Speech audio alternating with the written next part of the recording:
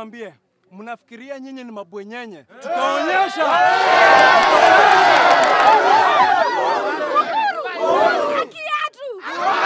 Acha niwaambie bana sasa Mukuru.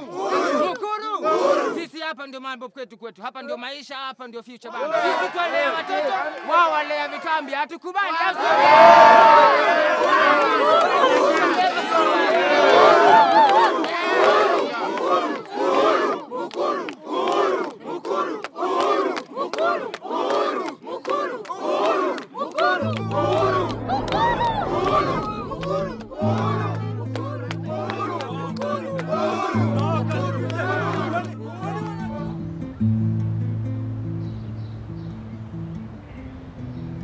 Jina yangu ni Nation Juguna Karaoke. Mimi na stay kijiji najita Mukuru kwa Njenga.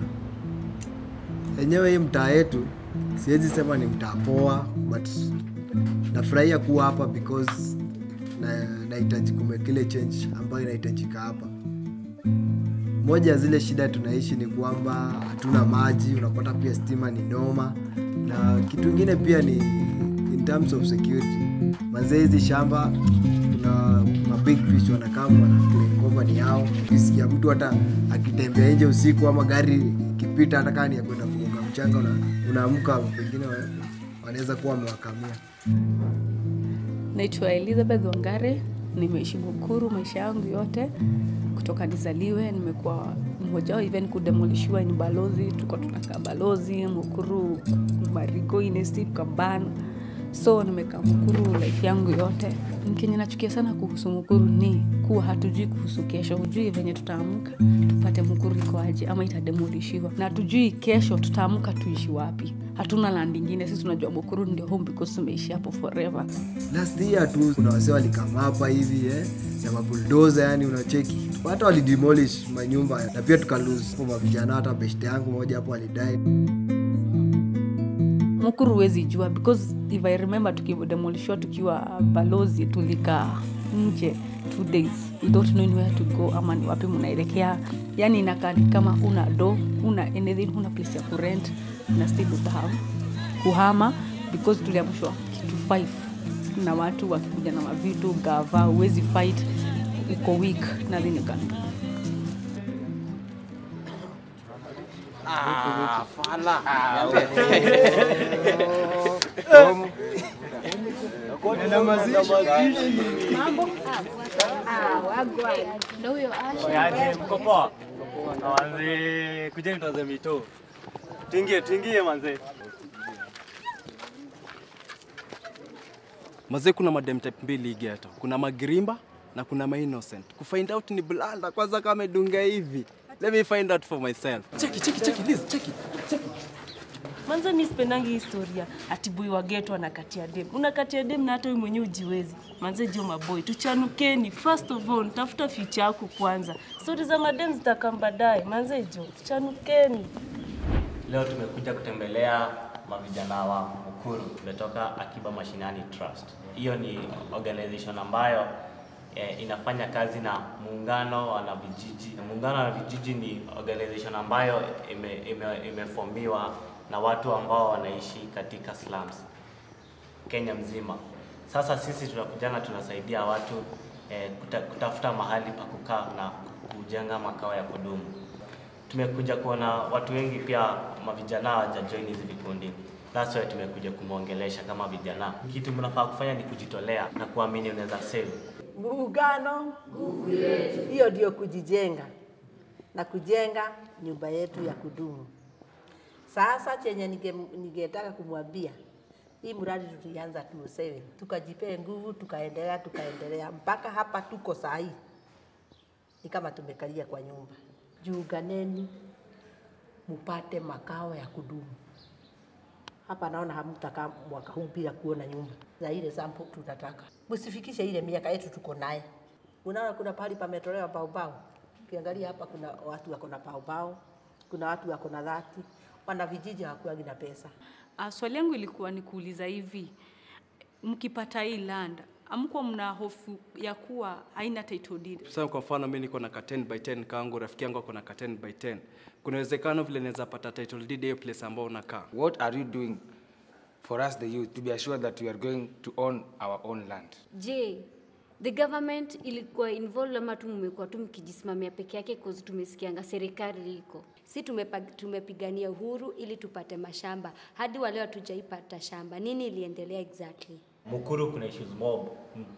Kwanza stories za land, issues ni mob. Na sisi kama vijana wa Mukuru kile tunaweza kufanya ni kudecide kama tuko curious to know more about these issues za land. Who owns these portions za Mukuru? Hizi unajua sisi tunakuwa tumejenga tu mavibanda, but watu wenye wamejenga sio wenye wanakuwa na title. Sasa ni nyinyi kama vijana wa Mukuru muamue. Tunataka tuungane twende tukachunguza hizi mambo. Ni high time sisi kama vijana wa Mukuru tuchukue hiyo step. Tusikuwe tunaambiwa vision 2030 na vision 2030 ikikuja kufika tumezeeka na bado tunaishi slums, tuanze kubomolewa, tushinde place ya kuenda tukarudi kocha. Tuende tujue issues za land. Tuende kama ni kwa mzee wa kijiji. Place yoyote ile tunaweza enda to make sure ya kwamba tuna get land ama ni aje. Because the best thing tunaweza fanya ni ku get place maze, si ndio? Kwa hivyo tunakubaliana kwamba tumeamua ya kwamba ni sisi tunaanza na paka mwisho. Pamoja wasee, While the sun still shine on now we make your way so bright. Never let the bad man wreck away. They might go wreck away and change your way. That while the sun still shine. Mzee, hii ni kikundi ya wana youths wenye wanaishi tu hapa kwa Jenga. Tumeungana pamoja tukuje kukuuliza kuhusu hii land. Wakati mliingia hapa, kulikuwa na mtu yeyote alikuwa kwenye shamba? Katika area hii kitu kilikuwa naendelea, alisema ni wanyama. Na mimi nikaingia hapa tukawa wakulima, kufuga, vitu kama hiyo. Sasa kutoka miaka hiyo nimesema ujue tumezaana. Unapata kama Chandari anamiliki ardhi kutoka pale kuja mpaka Embakasi Girls. Ningependa kujua kwamba hao walipataje hii shamba. Hawa walikuwa wananunua kwa MEF. Sio tulimani kitu walikuwa wanaona. Walikuwa wananunua kwa MEF. Hata unasikia na hizo Chandaria amenunua kama kitu tuko hapa. Umesema mlikuwa ngapi hivi kuanzia kitambo then hakuna title deed? What if tunajua corruption ni kitu inaendelea na iko mtu akuje tu mara moja na title deed then aanze kuclaim hii land ni yake? Mtaduaje hapo? Hakuna kitu kama hiyo sababu hiyo miaka tunakaa kama ilikuwa shamba yako ungekuja tuambia tuondoke. Lakini ukiangalia kutoka mwaka 58 uhesabu mpaka sasa ni watu wangapi wameshauriwa tu hapa. Ile shauri inaweza kushauri nyinyi mnashauriwa na sharia nyinyi hapa. Na mnasomea hapa na mnamalizia masomo hapa. Msikae kama vile mimi nakaa nikiwa nalea nyinyi na tabu. Ningependa mjaribu na nyinyi kusonga sababu mmesoma. Si mkae vile tunakaa mwaje kupiga watu usiku huku. Hapana. Sababu wewe umetosha kuwa na bibi. Siwezi kukupatia chakula kupatia bibi yako na watoto yako. Hapana, jisaidie mwenyewe. Asante sana kwa wakati wako mzee. Usikae kimya. Watatufinya ukibaki kimya. Watatufinya usibaki kimya.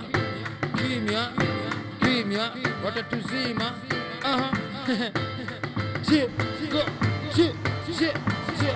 Adi sipatu akupe mzeje ga Mukuru kwaje ga adi tumeenda kwa hizo ofisi zao. Kwenda tu huko, anachambua tu magazeti. Anaangalia tu sport zinaendeleaje. Alafu anakuongelesha vibaya, madharau kila saa. Mimi huko kwa jumii siziona tena.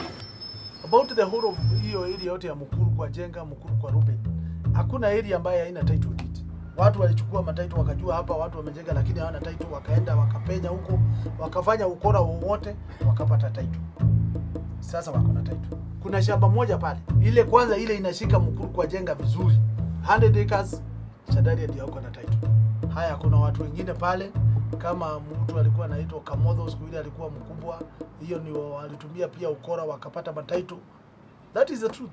Wako na matitle na walipata kwa kijiji kama watu wako ndani. Steel makers pia wako na title nyingine hapo 35 acres. Nao ndio walijaribu kubomoa the other time. Watu hapa wameshaniletea demolition order wananileteanga hapa wengi sana. Na hii ni mimi nawaambia wewe vile utafanya kwa sababu pia unapenda maisha yako. Hiyo title urudishe pahali inakuwa na usahau hiyo shamba. Sababu Wewe ukijaribu kwenda pale, mimi naweza kufia pale ama wewe. Na ndio kwa maana hii watu wengine wao saa ile wanataka kufukuza watu. They go behind my back. Wanaendaga nyumba yangu, wanaenda kotini, wanapata demolition order. Hizo order pia zingine hazikui genuine. Watu wanakujanga wanahongana. Alafu pia saa ile wanastaki watu kotini, hawastaki watu wale wanakaa pale. Huwa wanafanya ukora, wanaweka tu majina kotini ati wanastaki kama Njoroge. Majina tu fake. Sasa kesi inaendelea. Kumbe jaji hata jua ati wale watu majina ilikuwa fake.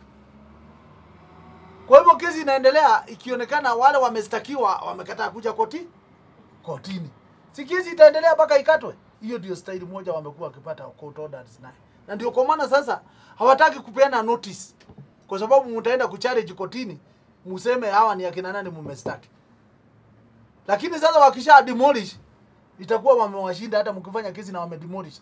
Na ndio unaonanga lazima tufanye vyote vile tusimamishe. Mukuru Community Center imenyakuliwa na njia ambaye mimi nimejaribu kupigana naye nikashindwa, kwa sababu ilikuwa kwa majina ya watu. Wakaungana na kansula yule yako pale. Sio kitu ya uongo, kansula Atenya ndio ameungana na hiyo watu wakawasaidia. Wamekutumia barua kwa kansula mpaka saa hii nasikia ni karibu wafaulu. Kiwanja kama ile mnaonanga huko kwa Diamond pale iko shule. Hiyo ni kiwanja ilikuwa yangu na Mwenje. Sasa tulipeana. Tuliwaachilia itumiwe na wananchi vile wanataka. Kwa hivyo yafaa tufanye vyote vile, tuwe na public utilities, na kitu ya kwanza shule, hospitali, hata kiwanja ya watu kuchezea mpira. It is equally important. Kwa sababu hakuna siku mtapata ingine. Tuangalie hizi mambo kwa tunaambiwa hapa mheshimiwa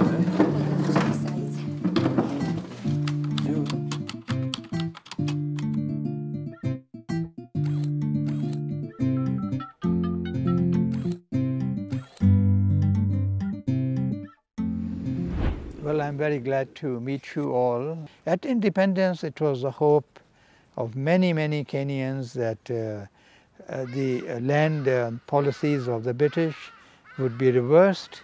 We had seen the rise of a new African bourgeoisie, middle class, through access to the state, through their political power, and our political families grabbed a lot of land. The rich and the poor, the beginning of that pattern began with land grabbing. So when we in the CKRC began to think about how we changed the constitution, one of the most important issues we realized was land. We felt that there had to be a redefinition of what is state land, what is private land, what is community land. So we made a number of recommendations. Some of them were taken out because the rich and the powerful people felt threatened by that. But I think enough has remained in the Constitution to enable new social policies, fair policies to be implemented. Tumeona yenyewe ulitupigania sana, tukapata constitution mpya. Sika vijana, tunakushukuru na tunakuthankia hiyo staff. Lakini kuna wale wasenye wamekaa kwa land azini kwa muda mrefu, lakini hawana titles. Unaona? Waseka wale squatters. Saa hao watadu. Well, there is a general principle of law which applies in Kenya, and if anyone, family, community, individual, has been living on land for 12 years, minimum 12 years, and nobody has challenged their right to be there, or nobody has demanded rent from them, and they have been living openly without any disturbance, then they have a right to land. So they get the title then. And the Constitution makes very clear that, that if a community has been living for a long time in some land, and the land is taken away, let's say by the government for public purpose, even if that community has no title, they must be compensated. So I think the Constitution has opened up possibilities, opportunities, but then it is for the government and for Parliament to use these in the form of new laws, new practices, and so far there is not much sign of that.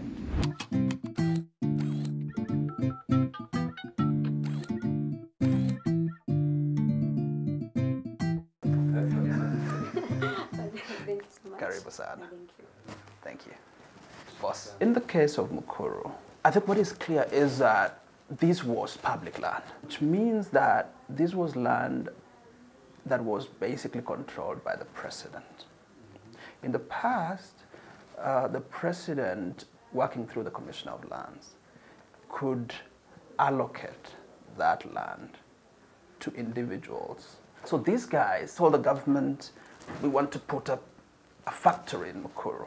I've seen a number of titles saying, I'll put up a factory. The government then bypasses you and decides to issue the title to somebody who says they want to put up a factory, and this guy goes to a bank with that title and tells the bank, look, I have a title, can you give me a loan? The bank gives this person 40 million, 30 million, 50 million shillings.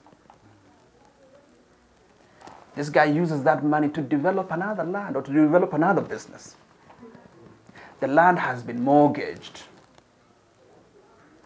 okay, as security. The land is being used as security for this loan. This guy doesn't pay the loan because he knows that the land is already occupied by people, okay? So after a few years, the loan has grown from 50 million to 100 million to 200 million. The bank wakes up and says, we want back our money. The guy says, I don't care. Go sell the land. You know, because we have situations where banks are giving notices that they will sell this land. Na mimi naomba Cooperative Bank kama walikuwa na mesia mati kuuza skuli yetu iko na watoto 750 na iko registered polling station number 8 katika Embakasi South constituency. Sisi hatuondoki hata inchi moja. When the government issued that grant or those grants of land or those titles of land to various people, there are conditions. There are conditions in those grants, okay? Some of the conditions say that you should develop the land within 24 months. In other words, you should build the factory that you said you would build within 24 months. And if you fail to do that, the Commissioner of Lands has legal authority to repossess the land through a process which in law is called forfeiture. So for me, really, there are people who are exploiting the misery and the vulnerability of the poor, you know? And those people are perched so high in the political chain or in the economic chain that some of them are just invisible. You don't even know them. Ile tu girimba ile seriously. Let me tell you the story behind this land. Okay, it's very simple. See, we running a business, so we want to expand our business. We need more land. We go looking for land. So we spoke to the government. They said, yes, we have this land. They showed it to us on a map. It looked good. We discussed. We said, okay, you know how it is. It's always pressure to pay quickly. So we paid. We closed the deal. We get a receipt. And the official receipt is not all that we paid. Anyway, now this land, some time later we go back. We say, okay, we want to move in. We want to make it turn into some economic value. We estimated we would provide at least 1,000 jobs. There would be, you know, infrastructure, it would be an investment. We go to the land and we see, yes, there are people on the land. Okay, so we go back to the government, we say, according to this deal, you are supposed to deal with these issues. You know the story, nothing happens. So what do you expect us to do? We went to the bank and we said, okay, we can't use this land. We will raise some money on it and go find another piece of land and proceed. Meanwhile, you want this land. Now, what can I tell you? What can I tell you? We've been conned. Let me just put it that way. Now, all I can suggest The government pays us back, we pay the bank off, you take the land. That's it.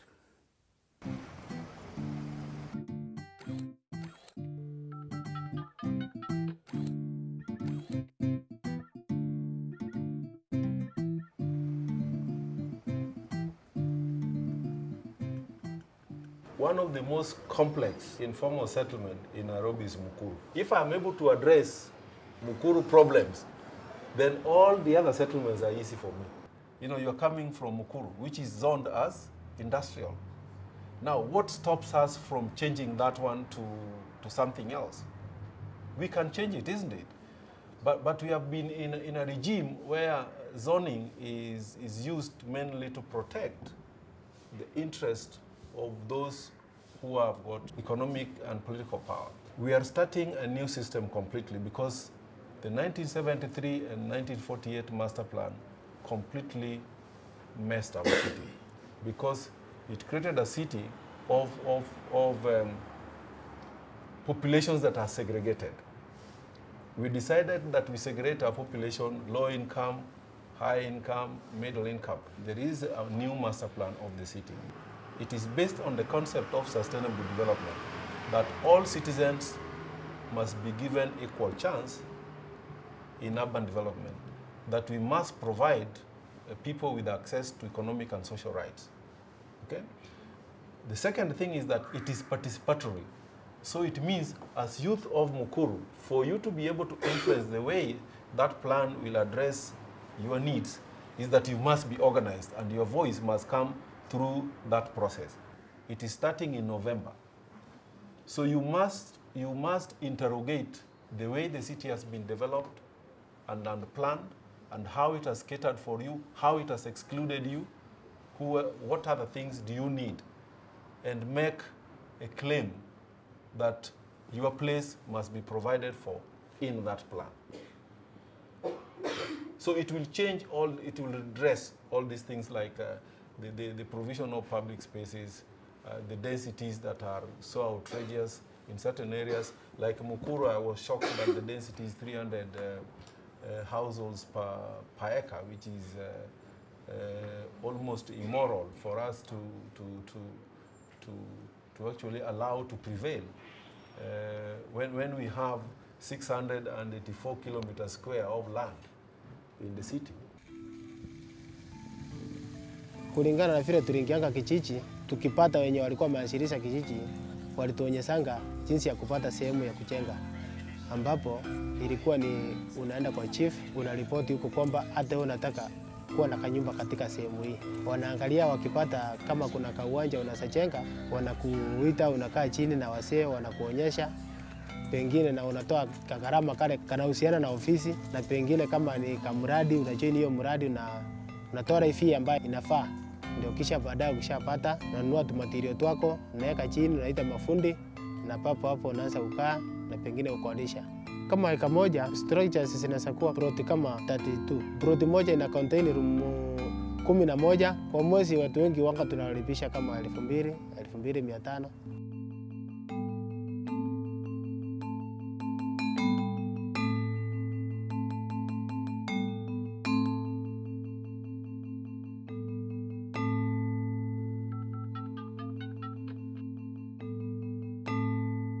You all know the Mukuru Greenfields project, 2,000 houses. That money comes from actually savings of slum dwellers across the globe.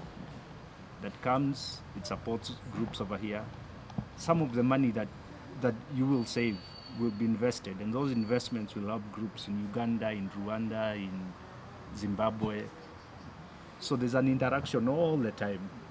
Yeah, it's a movement of slum dwellers, saying the world is not only about politicians, it's not only about business people, that slum dwellers together can also do things, can do big things.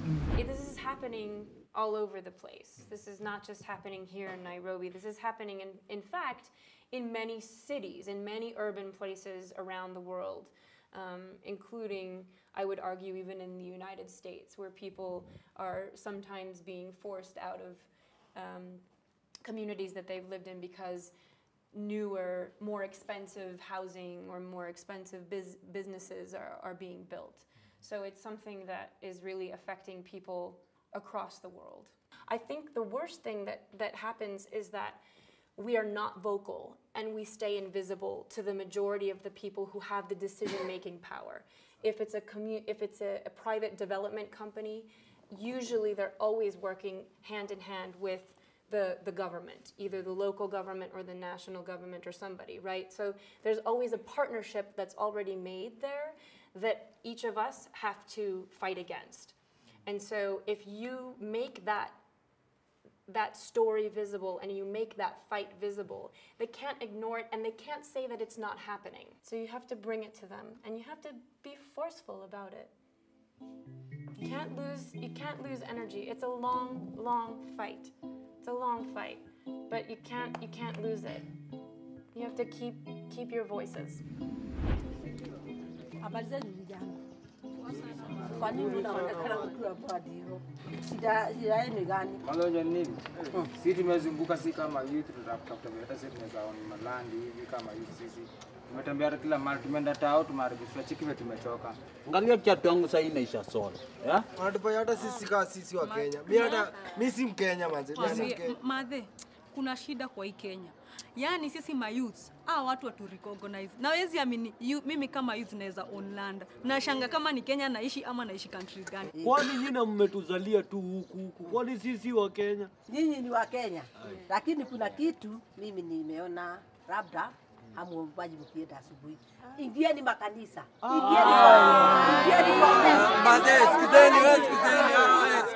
Ingieni mnamtuma huko muombewe juu nikimtuma kwa mganga mtakufa. Tunataka maneno ya shamba.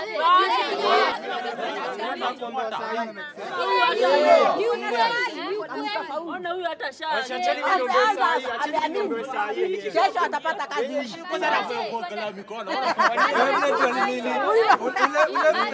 Ule tunataka ombe hata shetani kamaona sasa inawika Jesus. Kama ni sadaka mnaogopa kulipa sadaka, mimi nitawalipia sadaka. Tendeni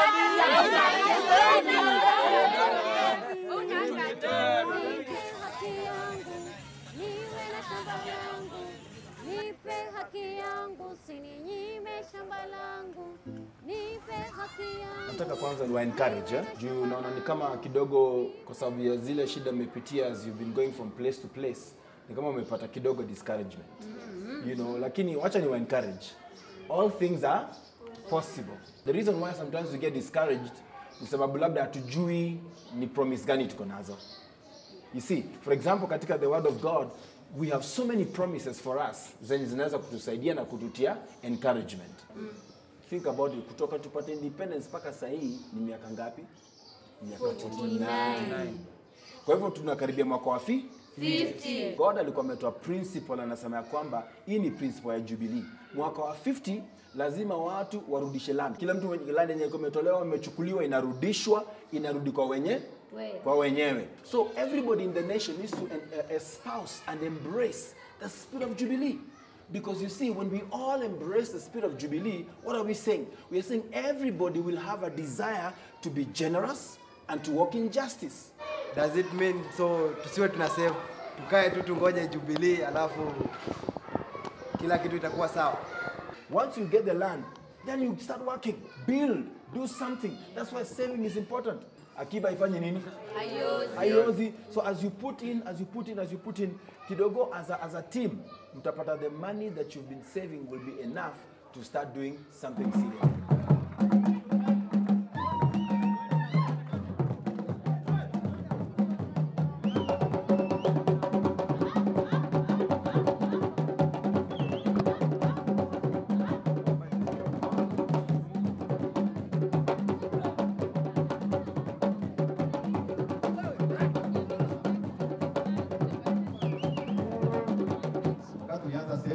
Tulianza na shilingi 10 kwa kila siku.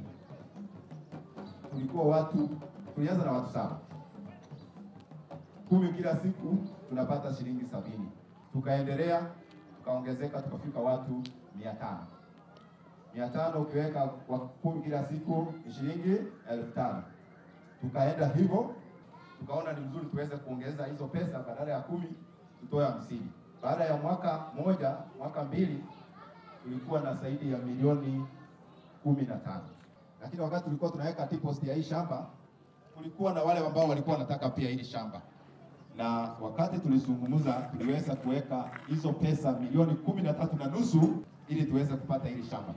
Sasa hivi tumepakisha pesa kidogo sana tuweze kukamilisha kulipa hiyo loan ili tuweze kuanza kujenga.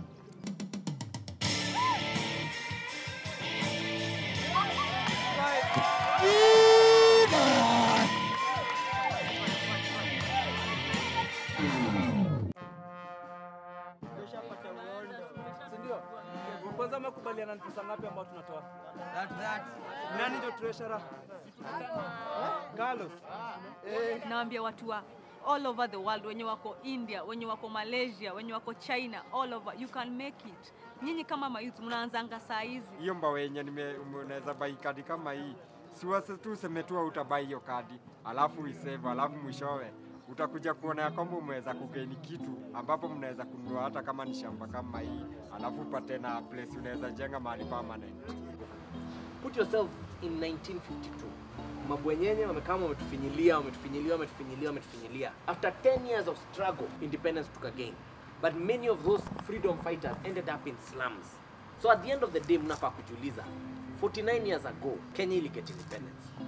Bible imetupatia mandate ya kwamba 49 years ikifika in the history of a country, you blow the trumpet of the Jubilee and you proclaim liberty on issues of land. The only way we can get our Jubilee, the only way you can secure your children's future is if you engage now.